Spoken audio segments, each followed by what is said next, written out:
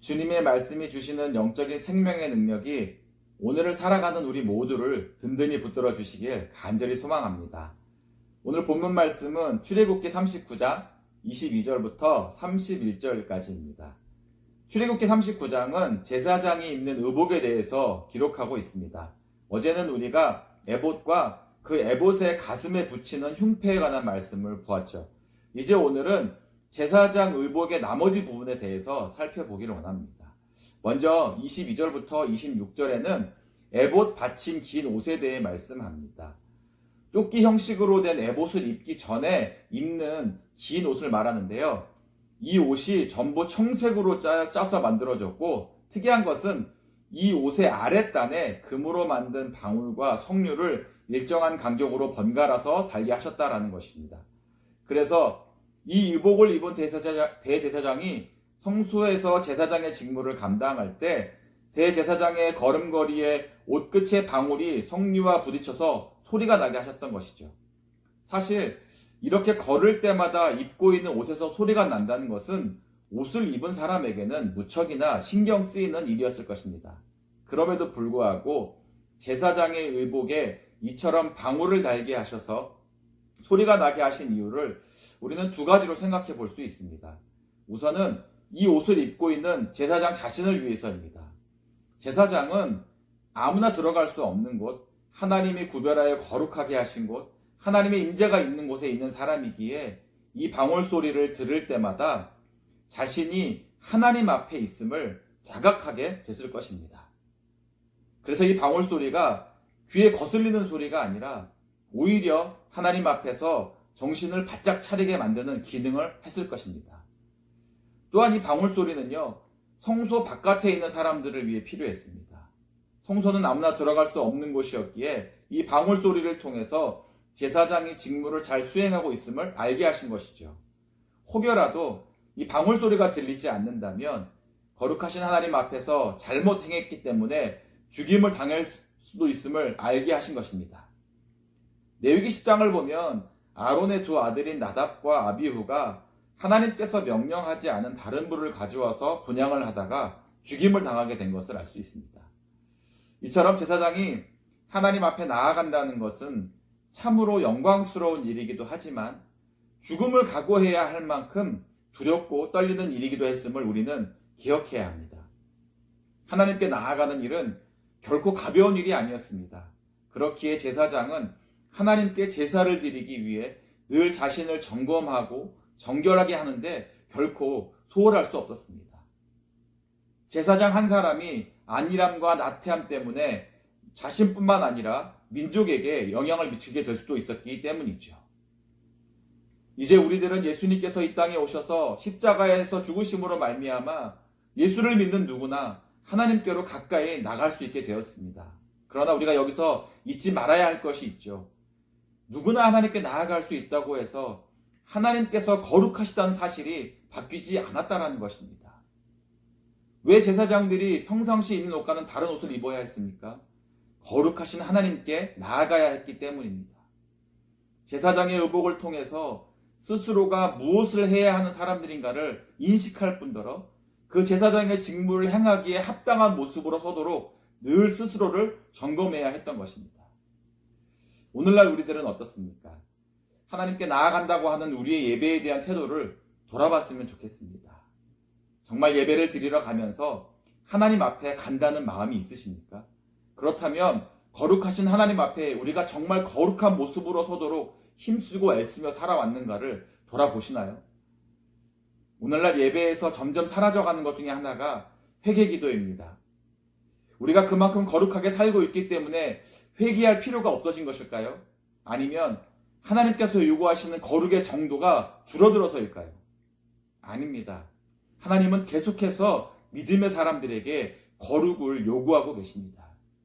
문제는 오늘날 우리가 스스로 왕같은 제사장이라고 이야기하면서 구약시대의 제사장에게 요구되었던 만큼의 거룩한 삶을 살아가야 한다는 것을 깊이 자각하지 못하고 어떤 면에선 나태함과 안일함에 빠져서 살아가고 있기 때문이라고 이야기할 수 있을 것 같습니다. 제사장들에게는 방울소리가 늘 자신들을 일깨우고 돌아보며 경각심을 갖게 하는 소리였을 것입니다. 오늘날 우리들에게도 이러한 소리가 너무나 필요합니다. 그리고 이러한 방울소리가 들려올 때 하나님 앞에 부끄러움이 없는 온전한 예배자로 서기 위해 우리 자신을 돌아보기를 더욱 힘써야 합니다. 계속해서 보면 27절부터 29절까지는 속옷, 두건, 관, 속바지, 띠를 만들었다고 기록합니다. 여기서 속옷이라 하는 것은 오늘날 개념과는 좀 다른데요. 겉옷 안에 입어서 속옷이라고 한 것이고, 옷의 형태는 하의는 겉옷보다 길어서 발목까지 내려오고 상의는 긴 팔로 된 옷이라고 할 수 있습니다. 속옷과 함께 또 속옷 안에 입는 속바지를 세마포로 만들었다라고 되어 있습니다. 하나님께서는 눈에 보이는 옷들뿐만 아니라 보이지 않는 속옷까지도 어떻게 만들라라고 명령하신 것이지요. 특별히 흰색 세마포를 가지고 속옷을 만들라고 하신 것은 보이는 외적 모습을 잘 꾸미는 것도 중요하지만 보이지 않는 우리의 내면의 모습도 중요함을 말씀하는 것입니다. 사무엘상 16장을 보면 사무엘 선지자가 사울의 뒤를 이어 왕이 될 사람에게 기름을 붓기 위해 이새의 집으로 보냄을 받았을 때 다윗의 큰 형인 엘리압을 보고 이 사람이구나 라고 생각을 했었죠. 아마도 보기에 듬직하고 용맹하게 생겼기 때문이었을 것입니다. 이때 하나님께서 사무엘 선지자에게 이렇게 말씀하셨습니다. 사무엘상 16장 7절 말씀인데요. 우리말 번역 성경입니다. 내가 보는 것은 사람이 보는 것과 다르다. 사람은 겉모습을 보지만 여호와는 마음의 중심을 보신다라고 했습니다.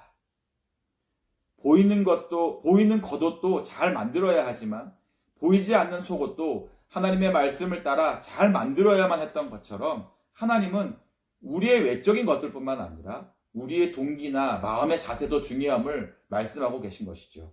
그래서 예수님은 여인을 보고 음욕을 품은 자가 간음한 자이고 형제를 미워하는 자가 바로 살인한 사람이라고 말씀했습니다.